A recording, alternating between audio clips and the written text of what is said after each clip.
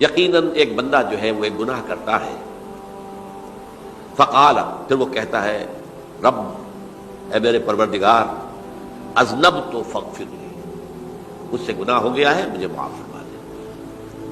فقال ربہ، تو پروردگار یہ کہتا ہے اعلم عبدی ان لہ ربا یغفر الذنب ویأخذ بہ، میرا یہ بندہ یہ جانتا ہے کہ اس کا ایک رب ہے جو گناہ معاف بھی کر سکتا ہے اور سزا دے بھی سکتا ہے۔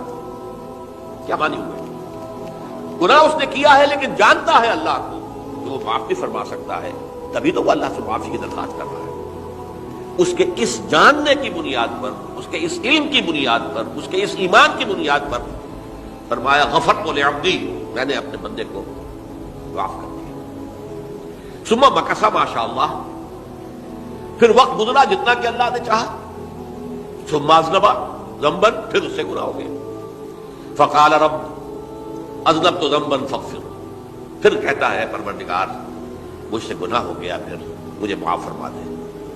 فقال ربہ، اللہ فرماتا ہے علم عبدی ان لہ ربا یغفر الذنب ویأخذ بہ، میرا بندہ ہے نا جو جانتا ہے کہ اس کا ایک رب ہے، ایمان باللہ اس کے اندر ہے، تبھی تو پکار رہا ہے۔ اس جاننے کی بنیاد پر، اس کے اس علم کی بنیاد پر، اس کے اس ایمان کی بنیاد پر فرمایا غفرت لعبدی، میں نے اپنے بندے کو معاف کر دیا۔